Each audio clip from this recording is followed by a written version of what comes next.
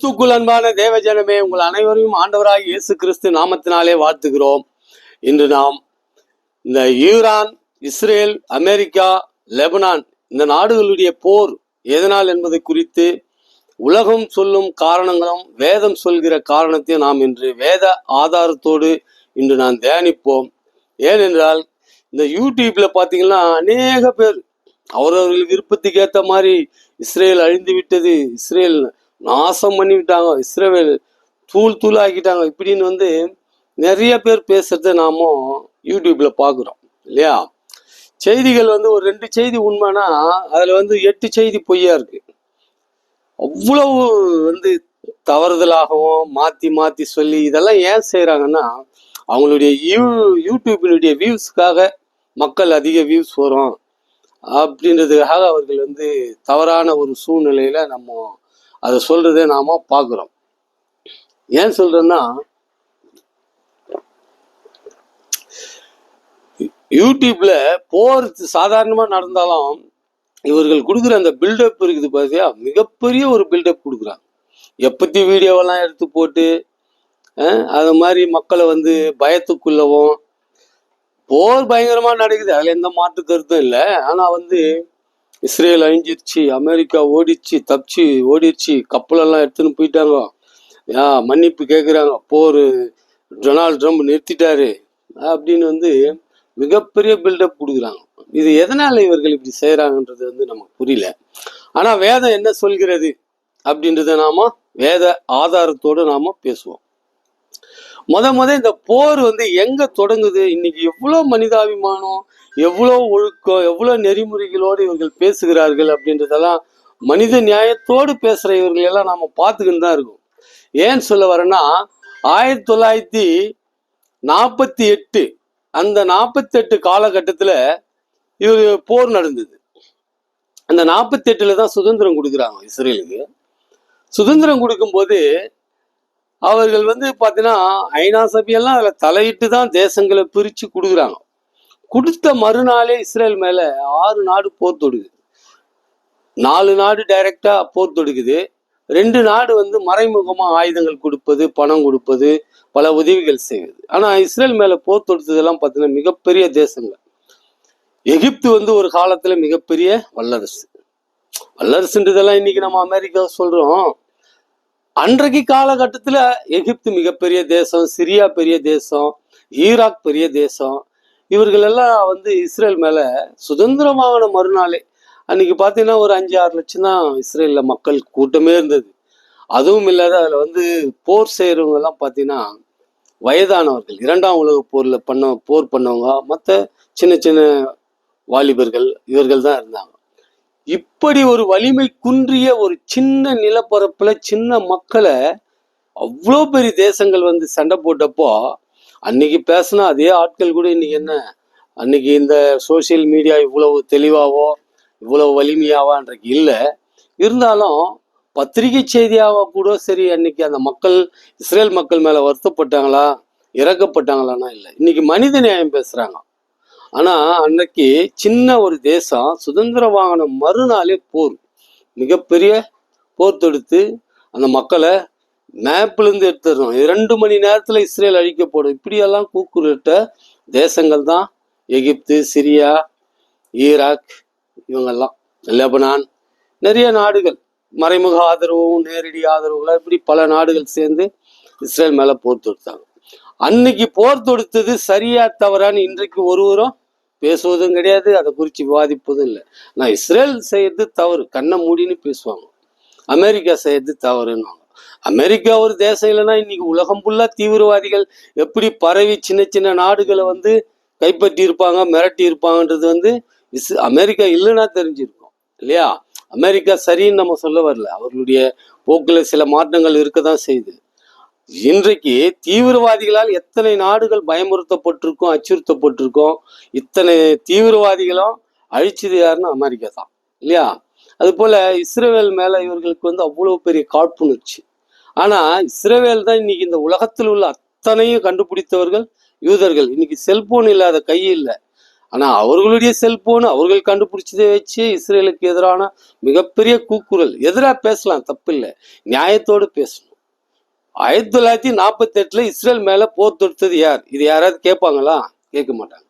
சரி, அது ஒரு பக்கம் போட்டேன். இன்னைக்கு நமக்கு தெரிஞ்சு இந்த காலகட்டத்துல 2023 ஹமாஸ் அக்டோபர் 7 இஸ்ரேல் மேல அவ்வளோ பெரிய படுகொலை செஞ்சு பெண்களை நிர்வாணப்படுத்தி கொலை பண்ணி குழந்தையெல்லாம் சாகடிச்சு அந்த கூட்டத்தில் ஆயிரக்கணக்கான பேர் வந்து ஆயிரக்கணக்கான மக்களை 1200க்கு மேல கொலை செஞ்சு பிணைய கைதிகளை கொண்டு போன ஹமாஸ், அதை யாராவது இது தவறு, இது மாதிரி செஞ்சதுனால தான் இன்னைக்கு இஸ்ரேல் அடிக்கிறான் யாராவது பேசினாங்களா? சும்மா ஒரு நாள் இந்த சாங்கிய சம்பிரதாயம்வாங்கள அது மாதிரி பேசிட்டு, மற்றபடி பார்த்தீங்கன்னா அந்த மக்கள் மேல மிகப்பெரிய அட்டுழித்தை பண்ணாங்க.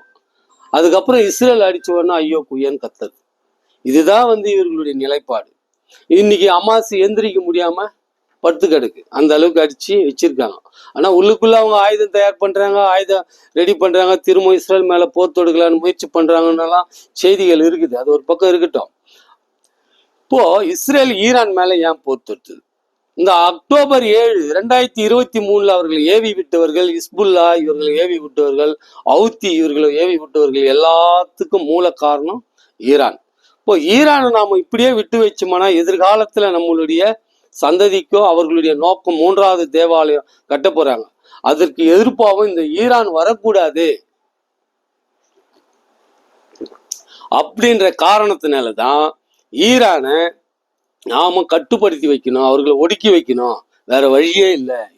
ஏன்னா 70 ஆண்டுகளுக்கு மேல 1948 இன்ன வரை ஈரான் இஸ்ரேல் மேல போர் தான்.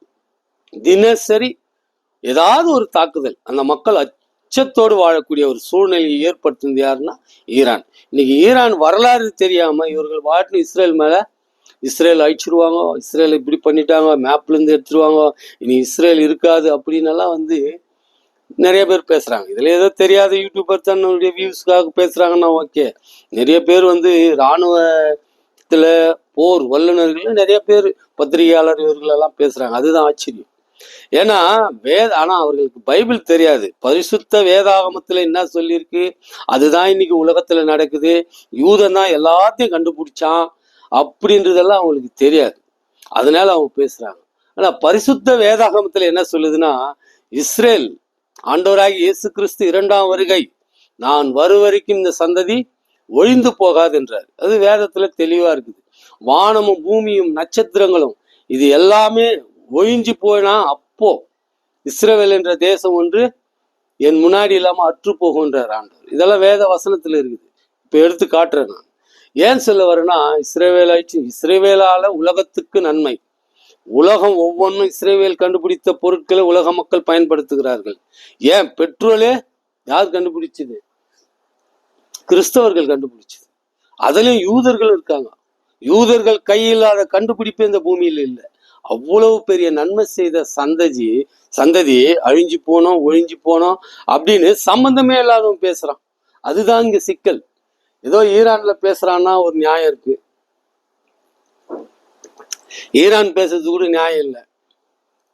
ஏன்னா ஈரானுக்கும் இஸ்ரேலுக்கும் எவ்வளவு தூரம். அந்த மத வெறினால அந்த அலி கமேனி இஸ்ரேலை அழிச்சிருவேன் இன்னைக்கு இல்லை, பண்டைய காலத்துல 2000-3000 வருடங்களுக்கு முன்னாடி இருந்து பேசப்பட்ட அத்தனை பேருமே இன்றைக்கு எப்படி அழிக்கப்பட்டார்களோ அப்படியே அழிக்கப்பட்ட வரலாறு வேதத்தில் இருக்குது. அதனாலதான் பரிசுத்த வேதாகமும் உண்மை. அவர் ஒருவரே தேவன், அவர் ஒருவரே ஆண்டவர் கிறிஸ்தவர்கள் சொல்ற காரணம் அதுதான். உலகத்துல கிறிஸ்தவர்கள் தான் மதத்தை வந்து எல்லா மக்கள் எடுத்து கொண்டு போய் ஆண்டவருடைய சத்தியத்தை சொல்றாங்க. அதை என்ன சொல்றானுங்க, நிறைய பேரு மதம் பரப்புறாங்க, மதம் மாற்றுறாங்க அப்படின்னு சொல்லக்கூடிய ஆட்களே நாம பாக்குறோம். சில பேரை கைது பண்றாங்க, சில பேரை அடிக்கிறாங்க, துன்புறுத்துறாங்க. இதெல்லாம் கிறிஸ்தவர்களுக்கு நடக்கணும், வேதத்துல இருக்குது. அதனால கிறிஸ்தவர்களை அமைதியா சமாதானத்தோட போக சொல்லிதான் ஆண்டவர் சொல்றாரு. அதனால வேதம் என்ன சொல்லுகிறது, இயேசு கிறிஸ்து குறித்து இஸ்ரவேல் தேசத்துக்கு ஆண்டவர் என்ன சொன்னார்ன்றத இப்ப வேத ஆதாரத்தோட நாம பேசுவோம். இஸ்ரேல் மேல ஏவுகணை ஊந்துருச்சு, இஸ்ரேல் அழிஞ்சிருச்சு, ஏவுகணை எல்லாம் உழுது உண்மைதான். 70, 100, 50 ஏவுகணைகள் விட்டுன்னு தான் இருக்கிறான். பாலிஸ்டிக் மிசைல் விடுறான், குரூஸ் மிசைல் விடுறான், ஹைப்பர்சோனிக் விடுறான், கொத்து குண்டு விடுறான், எல்லாத்தையும் போடுறான். ஆனாலும் சின்ன தேசம். அவர்களுக்கு வந்து என்னன்னா 100 விட்டா 90 தடுப்பாங்க. அதுல 4-5 வேஸ்டான இடத்துல விழும், மீதி 4-5 விழும் மற்ற பில்டிங் மேலேயும் அங்க இங்க விழுவாங்க. ஆனால் ஈரான் பார்த்தீங்கன்னா சுத்தமா அவங்களுடைய இன்ஃப்ராஸ்ட்ரக்சர் உள்கட்டமைப்பே ஒன்று கூட இல்லை. இதே ஒன்று கூட இல்லை. இனி ஈரான் எழுந்திருச்சு இப்போ இருந்து இந்த நிலைமைக்கு வர்றதுக்கு இன்னும் 30-40 வருஷம் ஆகுன்றாங்க. நான் சொல்லலை, அதை நான் போய் பார்க்கல. அங்க உள்ள ஆட்கள் நிபுணர்கள் சொல்றாங்க ஈரான் வந்து இன்னும் எந்திரிக்கிறதுக்கு எத்தனையோ ஆண்டுகள் ஆகும். அவ்வளவு அந்த உள்நாட்டு உள்கட்டமைப்பெல்லாம் இஸ்ரேல் அழிச்சிட்டான். அந்த நாட்டினுடைய உச்ச தலைவராக இருந்த அலி கமேனி, அவர் கூட இருந்த ஒரு 40 பேர், அவருடைய குடும்பம் மொத்தம் ஒரே ஃபர்ஸ்ட் குண்டிலேயே அழிச்சாங்க. அதுக்கப்புறம் ஒரு 20 பேர், இப்படி ஒட்டுமொத்த தலைவர்களையும், இராணுவ தலைவர்கள், அரசியல் தலைவர்கள், அறிஞர்கள், விஞ்ஞானிகள் எல்லாரையும் 12 டே வார்லயே அழிச்சிட்டாங்க. இப்பவும் அழிச்சிட்டாங்க. ஏன்னா இஸ்ரவேல் நினைச்சா எல்லாரையும் அழிக்கும். ஏன்னா அந்த வலிமையும் வல்லமையும் அறிவும் ஆண்டவர் அவங்களுக்கு கொடுத்துருக்கிறார். இவங்க வந்து இஸ்ரேல் அழிச்சிடுவேன்றாங்க. ஆனா வேதம் என்ன சொல்லுதுன்றதை நம்ம சொல்றோம். யாரும் அழியக்கூடாதுன்றது தான் கிறிஸ்தவருடைய நோக்கம். ஆனா இவர்கள் சொல்லுவதற்கு பதில் தான் நாம சொல்றோம். அதே மாதிரி குற்றங்கள் எல்லாம் இவர்கள் மேல வைத்துக்கொண்டு இஸ்ரேல் மேல குற்றம் சுமத்தக்கூடாது. 1948 முதல் போர் தொடுத்தவர்கள் அத்தனை பேரும் அரபியர்கள். அதே போல இப்ப பெரிய போரா நடந்த அக்டோபர் 7 2023 இந்த போரை நடத்தியது அமாஸ். இந்த அமாஸுக்கு பண்ண சொல்லி பண உதவி, பொருள் உதவி, ஆயுத உதவி எல்லாவற்றையும் கொடுத்து பயிற்சி கொடுத்தது ஈரான். லெபனான் அங்க ஒரு பெரிய ஆயுத குழு, ஈராக்ல இருக்கிறாங்க நிறைய. இத்தனை ஆயுத குழு ஹவுத்தீஸ் இத்தனை பேரும் வந்து இஸ்ரேல் மேல சண்டை போட்டிருக்காங்க. ஆனா இவங்க இத்தனை பேர்ல இன்னும் இதுக்கு மேல எத்தனை பேர் வந்தாலும் இஸ்ரேல் அழியாதுன்னு வேதம் எவ்வளவு தெளிவா சொல்றதுன்றதை நாம சொல்றோம். எரேமியா 31 அதிகாரம் 35வது வசனம் 36வது வசனத்துல என்ன சொல்றாரு ஆண்டவர்னா, சூரியன் பகல் வெளிச்சத்துக்காகவும் சந்திர நட்சத்திர நியாமங்கள் இரவு வெளிச்சத்துக்காகவும் கட்டளையிட்டவரும் அலைகளை கொந்தளிக்கத்தக்க சமுத்திரத்தை குலுக்குகிறவரும் சேனைகள் கர்த்தர் என்னும் நாமமுள்ளவராகிய கர்த்தர் சொல்லுகிறது என்னவென்றால், இந்த நியாமங்கள் எனக்கு முன்பாக இல்லாதபடி ஒழிந்து போனால் அப்பொழுது இஸ்ரவேல் சந்ததியும் எனக்கு முன்பாக என்றைக்கும் ஒரு ஜாதியாய் இராதபடிக்கு அற்றுப்போம் என்று கர்த்தர் சொல்லுகிறார். இப்போ சூரியன் சந்திரன் அழிந்து போனாதான் இஸ்ரவேல் தேசம் எனக்கு முன்பாக ஒரு ஜாதியா இல்லாமல் அற்று போகணும் ஆண்டவர் சொல்றார். இப்போ சூரியன் சந்திரன் ஒழிஞ்சு போனா ஒட்டுமொத்த வானம் பூமி உலகம் அழிஞ்சாதான் அது சாத்தியம். இப்போ இது நடந்தாதான் இஸ்ரவேல் அழியும். அது வரைக்கும் இஸ்ரவேலை ஒருவராலும் அழிக்க முடியாதுன்னு வேதம் அவ்வளவு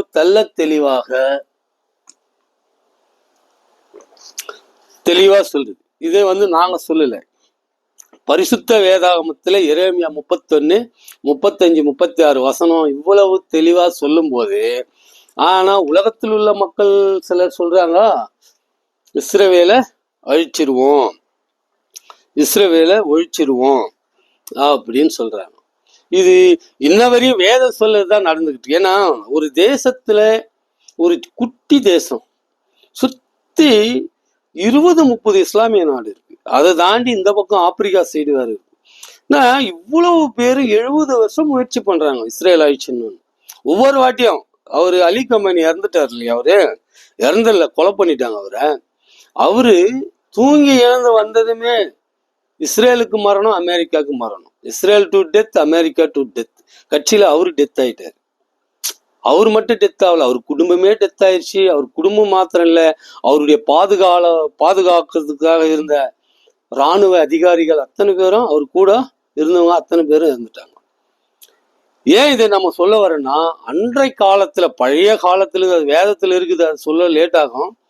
அந்த காலத்திலிருந்தே யாரெல்லாம் இஸ்ரவேலை ஒழிக்கணும்னாங்களோ அவங்க தான் அழிஞ்சு போயிருக்காங்களே தவிர இஸ்ரவேலு இதுவரை அழியாது, இனிமேலும் அழியாது. இந்த ஈரான் இல்லை, இது மாதிரி இன்னும் எத்தனை ஈரான் வந்தாலும் எவ்வளவு ஏவுகணை விட்டாலும் எதுவுமே இஸ்ரவேலை அழிக்க வாய்ப்பு இல்லைன்னு இப்போ வேதத்துல நம்ம படிச்சோம் பார்த்தீங்க இல்லையா.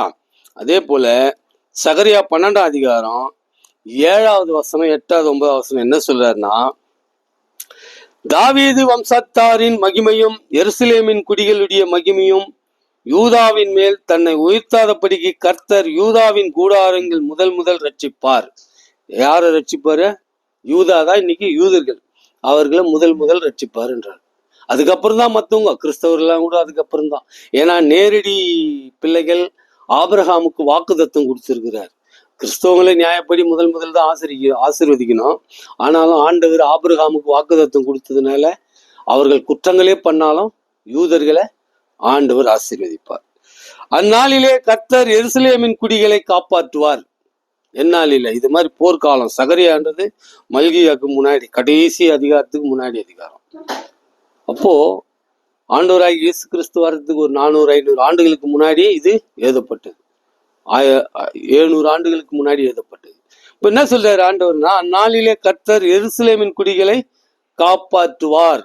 அவர்களில் தள்ளாடினவன் வயசானவன் அந்நாளிலே தாவீதை போல் இருப்பான்.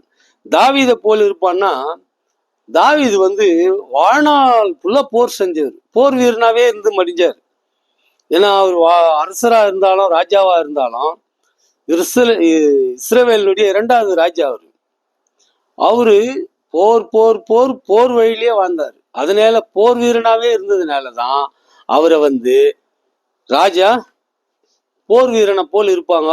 யாரு? தள்ளாடினவன் அப்படின்னு ஆண்டவர் சொல்றார். அந்நாளிலே எருசலேமுக்கு விரோதமாய் வருகிற எல்லா ஜாதிகளையும் அழிக்க பார்ப்பேன். சகரியா 12:9வது வசனத்துல அவ்வளவு தெளிவா சொல்றார் ஆண்டவரு. அந்நாளிலே எருசலேமுக்கு விரோதமாய் வருகிற எல்லா ஜாதிகளையும் அழிப்பேன். ஜாதிகள் என்ன இங்க நம்ம நாட்டுல இருக்கிற மாதிரி இல்லை. அங்க ஒவ்வொரு நாட்டையும் ஒவ்வொரு குடிமக்களுக்கும் ஜாதிகளாக அடையாளப்படுத்துவதற்காக சொல்லப்படுகிற வகையான வார்த்தை இது. இங்க உள்ள ஜாதிகள் எடுத்துக்கூடாது இல்லையா? அந்நாளிலே எருசலேமுக்கு விரோதமாய் வருகிற எல்லா ஜாதிகளும் அழிக்க பார்ப்பன்றார் ஆண்டவர். இப்போ ஆண்டவருடைய வார்த்தையை பாக்குறதா? அதுதான் இன்னைக்கு நடந்துகிட்டு இருக்கு. ஏன்னா ஒரு சின்ன தேசத்தை அழிக்கிறதுக்கு 70 வருஷமா எல்லா அரபு நாடும் சேர்ந்து போர் பண்ணி பார்த்துட்டாங்க, என்னென்னவோ பண்ணி பார்த்துட்டாங்க. இழப்புகளும் அழிவுகளும் இவர்களுக்கு தானே தவிர. இப்ப லெபனான்ல பாத்தீங்கன்னா ஹசன் நசருல்லா, யார் அவரு? ஹசன் நசருல்லா ஹிஸ்புல்லாவுடைய தலைவரா இருந்தது. அவரு பேசாத வீரவசனமே கிடையாது. ஆனா அவர் பார்த்தீங்கன்னா பூமிக்கு 100 அடி 200 அடி கீழே இருந்தாரு.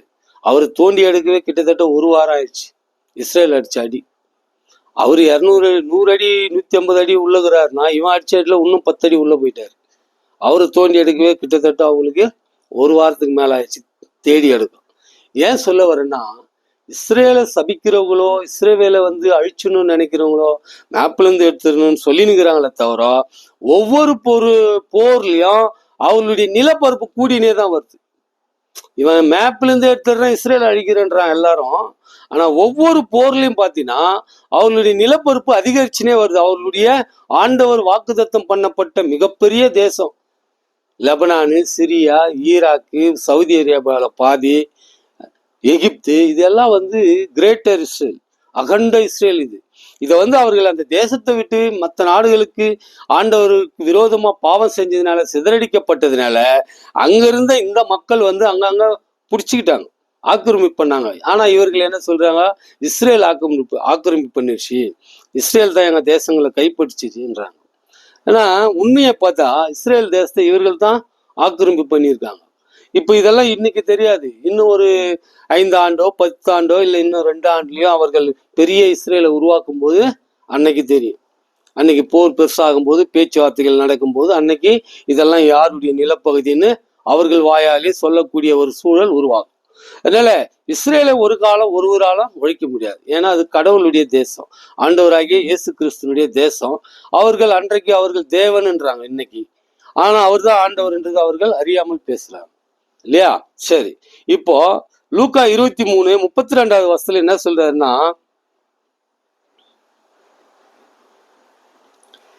இஸ்ரவேல் லூக்கா 21 லூக்கா 21.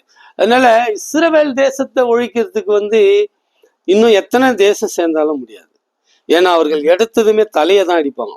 ஏன்னா ஆண்டவர் சொல்றாரு, சாத்தான் பாம்பாகிய சர்பத்தினுடைய தலையை நசுக்குனாருன்றாரு. அது மாதிரி இவர்கள் தலையை தான் எடுப்பாங்க. அதுக்கப்புறம் பாடி எவ்வளவு நேரம் துடிக்கும், கொஞ்ச நேரம் துடிச்சு அதுக்கப்புறம் அடங்கி போயிடும். அது போலதான் இது நாட்டினுடைய முதன்மையான ஆட்களை எல்லாரும் ஒழிச்சிட்டு அதுக்கப்புறம் தான் மற்ற வேலையை பார்ப்போம். இவைகள் எல்லாம் லூக்கா 21:32, இவைகள் எல்லாம் சம்பவிக்கும் முன் இந்த சந்ததி ஒழிந்து போகுது என்று மெய்யாகவே உங்களுக்கு சொல்கிறேன். ஒழிந்து போகாதென்று. இவையெல்லாம் சம்பவிக்கும் முன் இந்த சந்ததி ஒழிந்து போகாது என்று மெய்யாகவே உங்களுக்கு சொல்கிறேன். வானமும் பூமியும் ஒழிந்து போகும், என் வார்த்தைகளும் ஒழிந்து போவதில்லை. ஆண்டவர் எவ்வளவு அழகா சொல்றாரு. வானம் பூமி ஒழிஞ்சிடும், என் வார்த்தை ஒழிஞ்சு போவாது. ஏன் சொல்றாருன்னா, ஆண்டவர் 2ஆம் வருகையில வரப்போறாரு. அப்ப இந்த சந்ததி ஒழிஞ்சு போகாதுன்றாரு. எந்த சந்ததி? யூத சந்ததி. அப்ப என்ன சொல்றாரு? இவைகள் எல்லாம் சம்பவிக்கும் முன், என் வருகை சம்பவிக்கும் முன் இந்த சந்ததி ஒழிந்து போகாது என்று மெய்யாகவே உங்களுக்கு சொல்லுகிறேன். ஆண்டவருடைய 2ஆம் வருகை வரைக்கும் இந்த சந்ததி இருக்கணும்ன்றார். அப்போ இப்ப நான் மேப்ல இருந்து எடுத்துருவேன், அழிச்சிருவேன், ஒழிச்சிருவேன், அவர்கள் எல்லாம் இல்லாம பண்ணிடுவேன், நிர்மூலமாக்கிடுவேன் இவங்க சொல்லினுங்கிறாங்க. ஆனா நிர்மூலமாகி அழிஞ்சு அந்த ஈரான் மேல வரவே இன்னும் பல ஆண்டுகள் ஆகும். இப்ப மெயின் பிரச்சனை அமெரிக்காவுக்கு என்னன்னா, ஈரானை மொத்தம் அழிச்சிட்டோம். இஸ்ரேல் அழிக்க வேண்டியது ஒன்றும் இல்லை, எல்லாமே அழிச்சாச்சு. பேச்சுவார்த்தை பண்ண கூட தலைவர்கள் ஒருத்தரும் இல்லைன்னு 2 பேர் விட்டு வச்சிருக்காங்க. அவங்களை எதற்காக அவர்கள் விட்டு வச்சிருக்காங்கன்னு நமக்கு தெரியாது. ஏன்னா அவர்கள் காரணம் இல்லாம ஒருத்தர் விட்டு வைக்க மாட்டாங்க. யாரு? அந்த அதிபரா இருக்கிறவரு பெசஸ்கியான், அவரு அப்பாஸ் ஆராய்ச்சி வெளியுறவுத்துறை மந்திரியா இருக்கிறவரு மசூத் பெசஸ்கியானை ஏன் விட்டு வச்சுக்கிறாங்க இவங்க அப்படின்னு நமக்கு தெரியாது. இது இஸ்ரேலுக்கு தான் தெரியும். ஏன்னா அவர்கள் கொஞ்சம் மிதவாதமான ஒரு நல்ல போக்குடையவர்களாக நம்ம பார்வை கூட அப்படிதான் தெரிறாங்க. ஏன்னா அதுக்காக கூட அவர்களை விட்டு வச்சிருக்கலாம். இல்லை நாளைக்கு ஆட்சி மாற்றங்களோ ஆட்சியை கொண்டு வரும்போது அவர்களுடைய தேவைப்படும். மசூத் பெசஸ்கியானுடைய இதுவும் அப்பாஸ் ஆராய்ச்சியுடைய அவர்கள் கொஞ்சம் மிதவாதமா பேசக்கூடியவர்களாகவும் கொஞ்சம் இருக்குதுனால அவர்கள் இருக்கட்டும்னு விட்டு வச்சிருப்பாங்க. மற்றபடி அந்த தேசத்துல இப்போ நமக்கு தெரிஞ்ச வரையும் இந்த தலைவர், இன்னொருத்தர் அந்த ஆர்மி ஸ்போக் பர்சன் ஒருத்தர் இருக்காரு. இவங்க தான் இவங்க 3 பேர் தவிர மற்ற தலைவர்கள் இருக்கிறதா நமக்கு தெரியல. ஆனா எல்லாம் யாரெல்லாம் இஸ்ரேல அழிச்சிருவேன் இல்லாம பண்றோம்னா அவங்க யாரும் ஒருத்தரும் இன்னைக்கு இல்லை. இதுல மட்டும் இல்லை, லெபனான்லயும் இல்லை, ஹமாஸ்லயும் இல்லை, எல்லா இடத்துலயும் அவர்கள் தலைவர்களை குறி வச்சு அழிச்சிருவாங்க. அதுக்கப்புறம் தான் மத்தது. ஆனா ஒரு தலைவர்களோ, ஒரு நாட்டினுடைய அதிபர்களோ, பிரதமர்களோ, உச்சபட்ச தலைவர்களோ, மிகப்பெரிய அதிகாரத்துல இருக்கிறவங்களை அழிக்கிறது என்பது ஏதோ சாதாரண விஷயம் அல்ல. யாராலையும் முடியாது, எந்த தேசத்தாலையும் முடியாது. இதை உலகத்துல உள்ள வல்லுநர்கள் புரிஞ்சுக்குவாங்க. முடியும், எப்ப முடியும்? கடைசி நேரத்துல சூழ்நிலைகள் மாறும்போது ஏதோ ஒரு வழியில தான் முடியும். ஆனா இஸ்ரேல மாதிரி இவ்வளோ சீக்கிரமாவும் சொன்ன டைமுக்கு நேர்த்தியா கரெக்டா அந்த ரூம்ல 4 வரையும் அடிக்கணும் அப்படின்னு அடிக்கிறான். இந்த வலிமை, இந்த வல்லமை, இந்த அறிவு, இந்த ஞானம், இது எல்லாம் எங்க இருந்து கிடைக்குதுன்னா ஆண்டவராகிய தேவனிடத்துல இருந்து அவர்களுக்கு கிடைக்குது. ஏன்னா ஞானம் எங்க இருந்து வருதுன்னு வேதம் என்ன சொல்லலாம்? தேவனுக்கு கர்த்தருக்கு பயப்படுதலே ஞானத்தின் ஆரம்பம். அதேதான் கிறிஸ்தவர்களும் கர்த்தருக்கு பயப்படுறது தான் ஞானத்தின் ஆரம்பம்ன்றாங்க. இந்த படிச்சு தெரிஞ்சுக்கிறது அறிவு, ஞானம்ன்றது ஆண்டவர்கிட்ட இருந்து வருது. அதுதான் எக்ஸ்ட்ரா நாலேஜ்ன்றது. அது மாதிரி இஸ்ரவேல் பண்ண குற்றம் இவர்களால ஒருவரால நிரூபிக்க முடியாது. இஸ்ரேலுக்கு சவுல் ராஜா, தாவீது ராஜா, சாலமோன் ராஜாவுடைய பிள்ளைகள் ரெகோயாம், இப்படி பல ராஜாக்கள் இருக்கிறாங்க, அவங்களுடைய சந்ததியா. ஆனா பாலஸ்தீன் பிரச்சனை தான் இது. பாலஸ்தீன்ல யார் ராஜா இதுவரை யாருன்னு சொல்லல. அவர்கள் ஒரு இராணுவ கட்டமைப்பு வச்சிருந்தாங்களா? அவர்களுடைய கொள்கை, வெளியுறவுத்துறை கொள்கை இருந்ததா? ஒண்ணுமே இல்லை. ஆனா எங்க தேசம்ன்றாங்க. மொட்டையா எங்க தேசம்னா, இதுக்கு முன்னாடி இஸ்ரேல் 48 வந்தது. அதுக்கு முன்னாடி இந்த தேசத்தினுடைய வலிமை, வரலாறு, அவர்களுடைய இராணுவ கட்டமைப்பு, மற்ற ஆட்சியாளர்கள், ராஜாக்கள் யாரு? ஒருவரும் இல்லை. இவர்கள் பொய் சொல்லின்னு இஸ்ரேல் விட்டுட்டு போன பேர் அங்க ஆடு மாடு மேய்க்க அந்த தேசத்தை பிடிச்சிக்கிட்டு எங்க தேசம் சொல்லிக்கிட்டு அங்க ஒரு கோயிலை கட்டிவிட்டு இப்ப அந்த மசூதியாலதான் இவ்வளவு பிரச்சனை. அங்க இவன் இஸ்ரேல் நான் சாலமோன் ராஜாவுடைய ஆலயத்தை கட்டணும்னு அங்க சிகப்பு கிடாரியை வந்து பலி செலுத்தி தான் கட்டணும் அப்படின்னு கிடாரியை பிடிச்சி வச்சுன்னு உட்கார்ந்து இருக்கிறான். இப்போ அதனாலதான் இவ்வளவு வேகமா இந்த போரெல்லாம் ஆரம்பிச்சிருக்கு இஸ்ரேல். இது வந்து உலக மக்களுக்கு தெரியாது. ஏன்னா உலக மக்கள் வந்து வேதம் படிக்காததுனால அவர்களுக்கு தெரியாது. அவர்களுடைய வேதத்துல என்ன ஆகுதுன்னு தான் அவர்களுக்கு தெரியும். இன்னொரு வேதத்துல என்ன ஆகுதுன்னு அவர்களுக்கு தெரியாது இல்லையா? அதனால அவர்கள் எப்படி வேணா பேசுறதுல நியாயம் இருக்கு. ஆனா கிறிஸ்தவர்களே சில பேர் இதை வந்து தெரியாம பேசுறாங்க. ஏன்னு சொல்லுவேன்னா, இது கிறிஸ்தவர்கள் முழுமையா தெரிஞ்சுக்கணும். போற விரும்பாத ஒரே மக்கள் யாருன்னா கிறிஸ்தவர்கள் தான். ஏன்னா உலகத்துல எங்கேயுமே அவர்கள் வந்து, நான் சொல்றது தனி மனிதனை, அரசாங்கத்தை அல்ல, அரசாங்கத்துக்கு தனி நீதி உண்டு. அமெரிக்கா போர் பண்ணு, அது கிறிஸ்துவ நாடான கேள்வி கேட்கக்கூடாது. அவர்கள் மக்களுக்கு ஒண்ணு வரும்போது அவர்கள் செய்வார்கள். கிறிஸ்தவ அரசாங்கம் வேற, ஒவ்வொரு தனி மனிதனும் வேற. இதைதான் பெஞ்சமின் நேத்தன்யாகு 2 நாளைக்கு முன்னாடி பேசினாரு. இவர்களுக்கெல்லாம் இந்த மாதிரி அரக்க குணம் பிடிச்ச இந்த தேச மக்களுக்கு, அரசர் அதிகாரிகளுக்கு, பிரதமர்களுக்கெல்லாம் வந்து செங்கிஸ்கான் போலதான் நடவடிக்கை எடுக்கணும்னாரு. ஆண்டவராகி இயேசு கிறிஸ்து மாதிரி வந்து ஒரு கணத்தில இருந்தா மறு கணத்தை காட்டுன்றதெல்லாம் இவர்கள் மதிக்க மாட்டாங்கன்றது அவர் தனி மனிதனை ஒப்பிட்டு தான் சொன்னார். ஏன்னா ஒரு கணத்தில் இருந்தால் மறு கணத்தை காட்டுன்னு ஒரு தனி மனிதனுக்கு தான் ஆண்டவர் சொல்றாரு, ஒரு அரசாங்கத்துக்கு அல்ல.